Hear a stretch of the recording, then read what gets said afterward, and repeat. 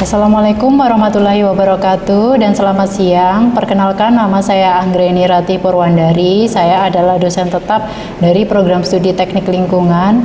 Di sini saya akan menyajikan video pembelajaran di mana pada video ini merupakan pernyataan diri dosen pada unjuk kerja Tridharma Perguruan Tinggi atau yang biasanya disebut dengan PDD UKT-PT pada bidang pengajaran. Video pengajaran ini merupakan salah satu syarat untuk mengikuti sertifikasi dosen. Mata kuliah yang akan saya sampaikan adalah mata kuliah Ekologi Perairan, di mana pada mata kuliah ini merupakan mata kuliah kepakaran saya. Jadi selama 4 tahun berturut-turut saya sebagai dosen penanggung jawab pada mata kuliah Ekologi Perairan. Pada mata kuliah ini terdapat bobot 2 SKS dan dapat ditempuh pada semester 3. Mata kuliah Ekologi Perairan ini mempunyai 16 kali tatap muka pertemuan dengan 14 kali tatap muka materi dan 2 kali pertemuan ujian. Kegiatan pembelajaran selama 1 semester tersebut dilakukan secara luring dengan bentuk pembelajaran secara ceramah interaktif, diskusi kelas, dan juga problem based learning atau yang kita kenal dengan istilah PBL. Video pembelajaran yang akan ditampilkan merupakan video micro teaching pembelajaran mata kuliah Ekologi Perairan pada pertemuan ke-6. Capaian pembelajaran mata kuliah Ekologi Perairan adalah menguasai konsep ekologi perairan dalam konteks pembangunan berkelanjutan, termasuk keterkaitan antara kualitas air, sumber-sumber pencemar perairan, ekoteknologi, dan kesehatan ekosistem pesisir atau laut, serta mampu menerapkannya secara logis, kritis, kreatif, dan sistematis dengan menjunjung nilai, norma, inklusivitas, dan etika akademik secara mandiri dan bertanggung jawab. Referensi yang saya gunakan dalam perkuliahan saya adalah beberapa buku yang penulisnya adalah Barbour dan Apa, serta beberapa artikel saya yang berkaitan dengan mata kuliah Ekologi Perairan, misalnya seperti fitoplankton dan juga invertebrata. Kemudian untuk penilaian perkuliahan pada mata kuliah Ekologi Perairan, untuk kehadiran 10%, kemudian tugas 20%, kuis 5%, kemudian UTS 30%, dan UAS 35%. Video pembelajaran ini akan mempunyai 3 bagian, yaitu pembukaan yang terdiri atas salam pembuka, bertanya kabar kepada mahasiswa, overview mata kuliah sebelumnya, evaluasi pertemuan sebelumnya, dan motivasi mahasiswa. Sementara bagian inti adalah bagian dari proses pembelajaran yang ada di kelas. Kemudian bagian penutup ini berisi atas feedback pertanyaan, tugas, dan kesimpulan serta info materi selanjutnya. Baiklah, mari kita simak video pembelajaran pada mata kuliah Ekologi Perairan berikut. Assalamualaikum warahmatullahi wabarakatuh. Dan selamat siang. Gimana kabarnya adik-adik hari ini? Alhamdulillah kalau kabarnya baik. Kira-kira sudah siap untuk perkuliahan kita hari ini? Jadi sebelum kita mulai ke perkuliahan kita, supaya kita diberikan kelancaran ke depannya, kita berdoa terlebih dahulu sesuai dengan agama dan kepercayaannya masing-masing. Berdoa dimulai. Selesai.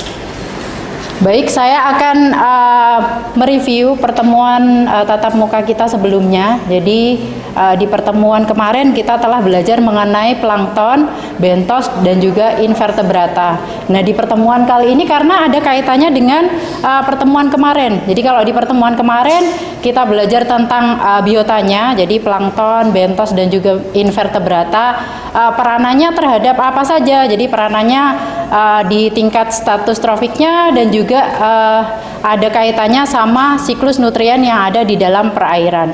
Nah, kalau yang pertemuan kita saat ini adalah aplikasi dari manfaat biota-biota yang telah kita bahas pertemuan kemarin. Dari pertemuan kemarin ada pertanyaan adik-adik? Tidak ada. Jika tidak ada, langsung ke intinya ya. Jadi di mata kuliah kali ini akan memfokuskan pada bioindikator dan biomonitoring ekosistem perairan. Jadi di sini ada capaian pembelajaran yang ingin kita dapatkan ya di perkuliahan kali ini. Jadi capaian pembelajarannya yang pertama adalah menjelaskan konsep dasar bioindikator dan biomonitoring dalam ekosistem perairan. Jadi ini berkaitan sama konsepnya, apa itu bedanya bioindikator dan biomonitoring. Yang kedua, mengidentifikasi organisme yang umum digunakan sebagai bioindikator kualitas perairan. Jadi organisme apa sajakah yang bisa kita pakai sebagai bioindikator kualitas air. Yang ketiga adalah menganalisis hasil biomonitoring untuk menilai status ekologis perairan. Yang keempat adalah menerapkan pendekatan biomonitoring dalam pengelolaan kualitas lingkungan perairan. Jadi pendekatan mana dari biomonitoring ini yang paling tepat? Ini adalah di capaian kita yang pertemuan sekarang ya.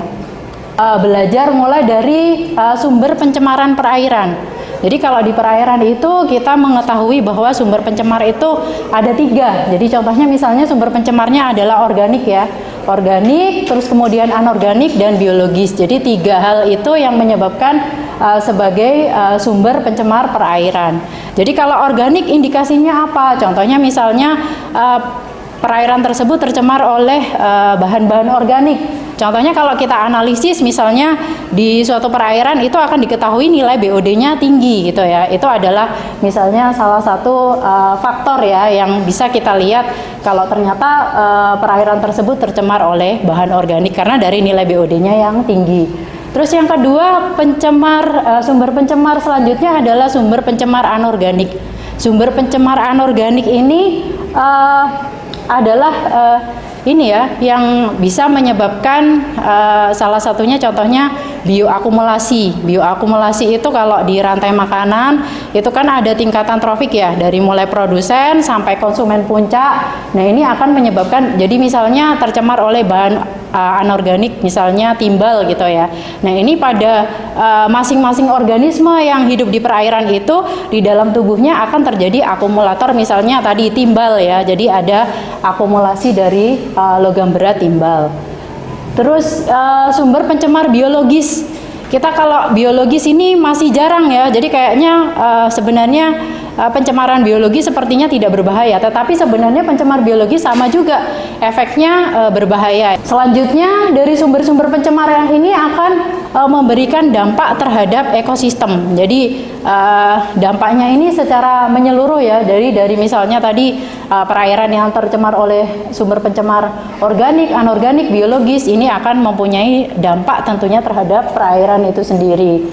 Terus kemudian secara biologis, jadi ada bioindikator dan biomonitoring ini sebenarnya untuk mengatasi masalah keterbatasan ya dari pemantauan secara kimia dan fisika. Kalau secara kimia dan fisika kan kita memerlukan misalnya bahan-bahan kimia tertentu atau proses fisika tertentu gitu. Nah kalau dari biologi aplikasinya akan lebih mudah. Kenapa lebih mudah? Karena kita bisa menggunakan itu tadi biota yang kita temukan untuk menilai kualitas air itu sendiri. Jadi ibaratnya ketika kalian menjadi mahasiswa teknik lingkungan yang kemudian analisis misalnya kualitas air berdasarkan bioindikator atau biomonitoring, ibaratnya kalian adalah dokter air gitu ya. Jadi mengecek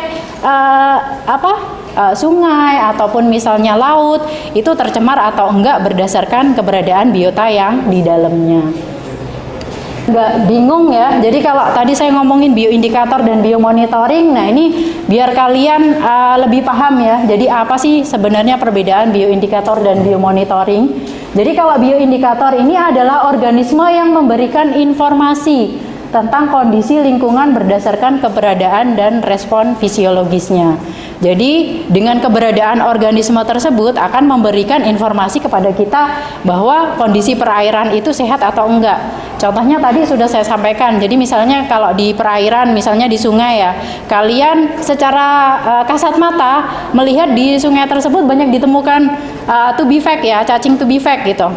Nah ini berarti perairan tersebut tercemar oleh bahan organik gitu, atau kandungan bahan organiknya di perairan tersebut tinggi. Jadi kalau diukur BOD-nya, nilai BOD-nya akan tinggi gitu, karena sejalan dengan keberadaan mereka. Jadi ditemukan ini ya.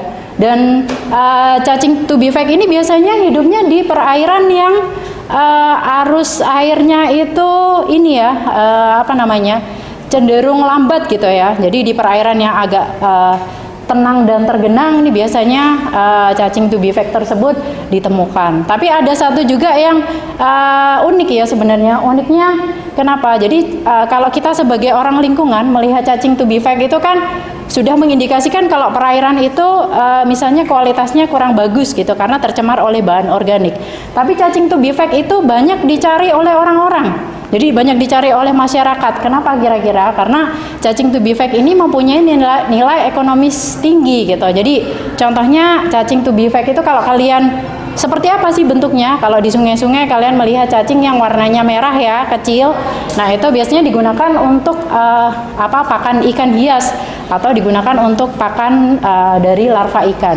Jadi kalau dijual itu harganya lumayan mahal gitu. Jadi ini ya mempunyai nilai sisi ekonomis. Tapi sebenarnya itu kalau kita sebagai dokter air tadi ya, jadi mengetahui kualitas air berdasarkan keberadaan organismenya, kita tahu bahwa itu kualitas airnya mungkin untuk air konsumsi jelas tidak layak gitu ya, karena mungkin tercemar oleh adanya bahan organik gitu. Iya, jadi ini ada kriteria bioindikator yang baik. Yang pertama adalah sensitif terhadap perubahan kualitas air.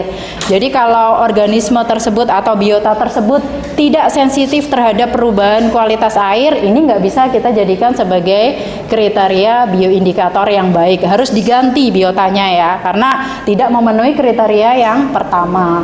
Kriteria yang kedua adalah distribusinya yang luas dan mudah diidentifikasi. Jadi dia sering ditemukan di semua perairan gitu ya. Nah ini kita akan mudah untuk melakukan misalnya observasi ketika distribusinya dalam rentan yang luas gitu. Yang ketiga, respon yang konsisten terhadap stresor.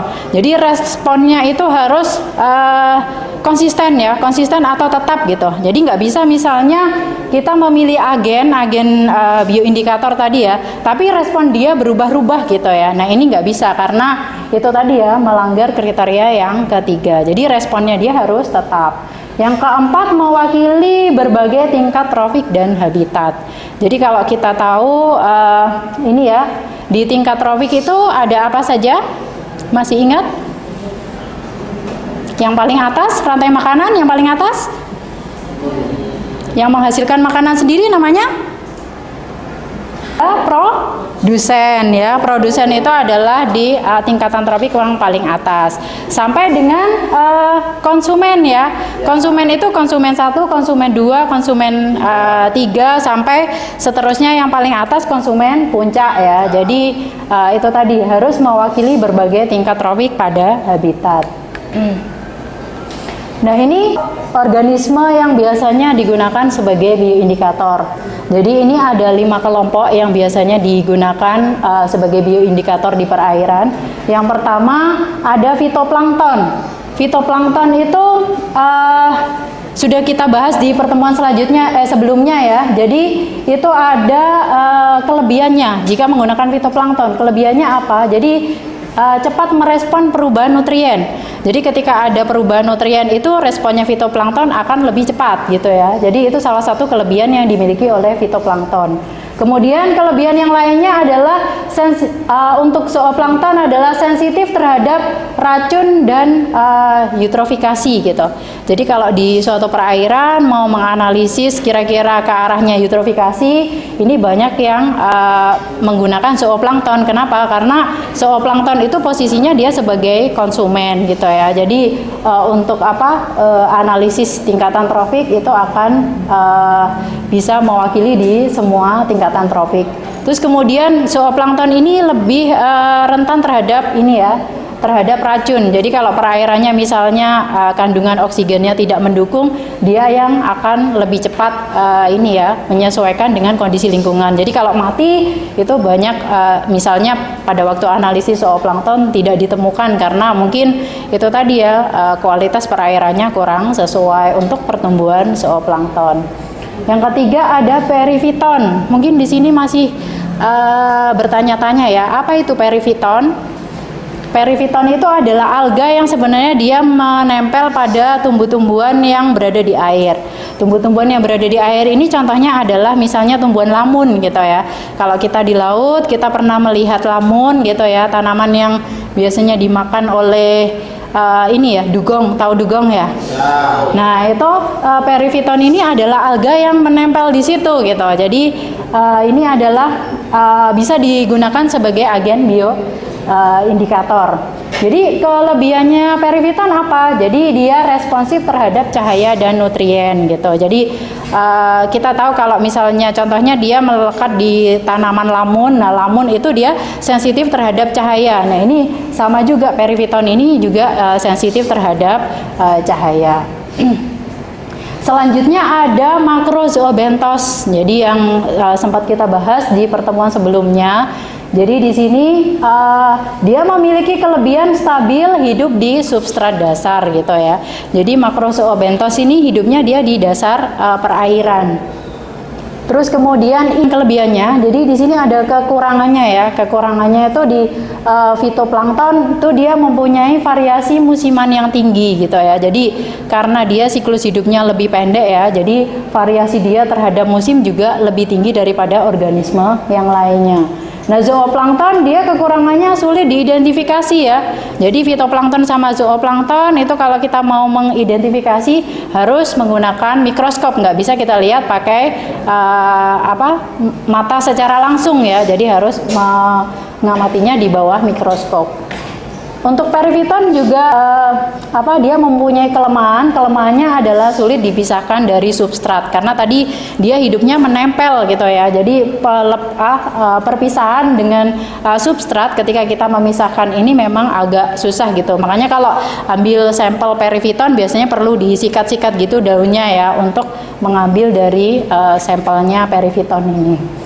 Kemudian untuk makrozoobentos dia kekurangannya membutuhkan keahlian taksonomi. Jadi kalau kita melihat misalnya makrozoobentos tuh ya secara langsung misalnya bisa terlihat spesiesnya apa saja gitu ya. Tapi untuk keahlian lebih lanjut harus melihat dari misalnya buku taksonomi. Oh ini kelompoknya siapa gitu ya. Itu salah satu yang jadi kendala di makrozoobentos.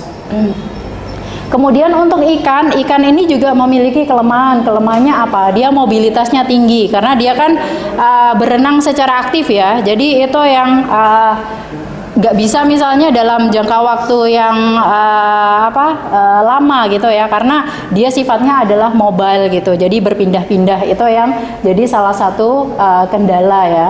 Karena dia sifatnya berpindah-pindah sehingga dia mudah atau rentan terkena pengaruh dari antropogenik yang lain. Nah ini kita langsung ke aplikatifnya. Jadi aplikatifnya itu ada pengukuran indeks biologis ya. Jadi di indeks biologis ini kita mempunyai sebenarnya banyak indeks biologis ya, tetapi yang saya cantumkan di sini ini adalah beberapa indeks biologis yang biasanya kita pakai di teknik lingkungan yang banyaknya untuk analisis bahan organik. Jadi yang pertama ada BMWP source ya, score ya. Yang pertama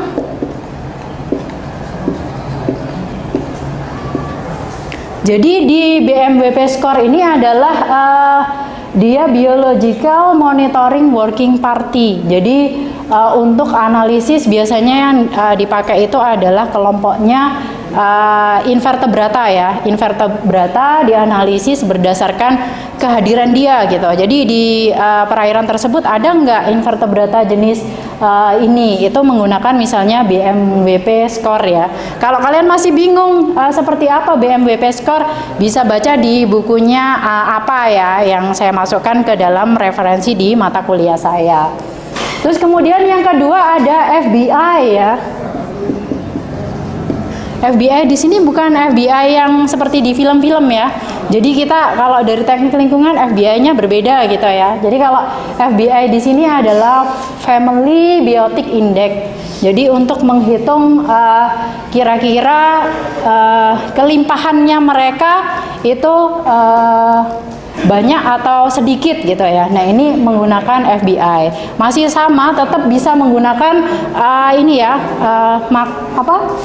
invertebrata yang kita gunakan untuk misalnya agen bioindikator ya. Tetapi untuk penghitungannya kalau tadi yang BMWP ini berdasarkan kehadirannya, dia ada atau tidaknya gitu. Kalau di FBI ini berdasarkan misalnya kelimpahannya gitu ya. Jadi sama-sama keduanya ini sebenarnya untuk mengukur kandungan bahan organik ya. Jadi sama-sama untuk keempatnya ini juga sebenarnya sama untuk bahan organik, tapi yang dianalisis beda. Bedanya apa? Kalau satu tadi ya, jadi ada kehadiran. Kalau FBI ini contohnya bisa kelimpahan. Untuk selanjutnya, jadi indeks biologis ketiga yang kita pakai adalah EPT index.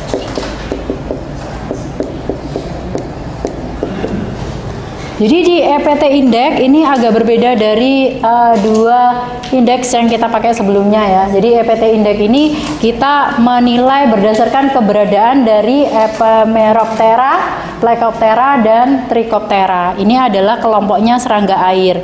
Jadi kalau kita melihat serangga air ada 3 kelompok itu ya.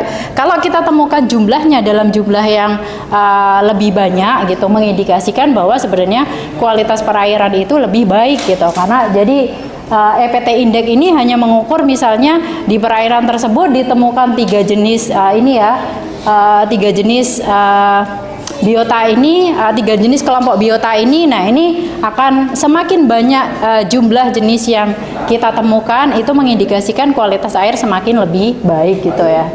Terus yang keempat selanjutnya ini tadi serangga air ya. Jadi ini adalah kelompoknya serangga air. Tahu serangga air? Ya, jadi kalau di perairan tuh banyak yang misalnya kayak apa ya, bahasa yang ini ya, di atas permukaan air. Nah, itu maksudnya itu. Jadi semakin perairan semakin banyak itu ya, semakin banyak serangga airnya, kualitas airnya semakin bagus gitu. Yang keempat ada saprobic index ya. Jadi di saprobic index ini indikator pencemaran bahan organik gitu. Jadi untuk menilai bahan organik dari misalnya suatu perairan tersebut gitu ya. Nah ini berdasarkan apa? Kalau saprobic index ini berdasarkan kehadiran dan kelimpahan gitu ya. Jadi misalnya tadi pakai invertebrata. Nah ini berdasarkan misalnya total kehadiran. Misalnya jenis kehadiran tuh jenis apa saja yang ada gitu ya. Terus kemudian kelimpahannya berapa? Jadi berapa individu misalnya per liter ya, ditemukan misalnya berapa individunya gitu. Nah ini sebagai ini ya indikator pencemaran organik. Selanjutnya kita belajar di metodologi biomonitoring. Jadi kalau kita mau menganalisis biomonitoring itu nggak asal ambil sampel gitu ya. Jadi ada metodologinya. Yang pertama penentuan lokasi dan frekuensi sampling gitu ya. Jadi lokasinya di mana, kemudian diambilnya berapa kali gitu. Pengambilan waktunya ini berdasarkan itu tadi ya, ada kriteria tertentu yang ditetapkan oleh misalnya peneliti. Terus yang kedua, pengambilan dan pengawetan sampel.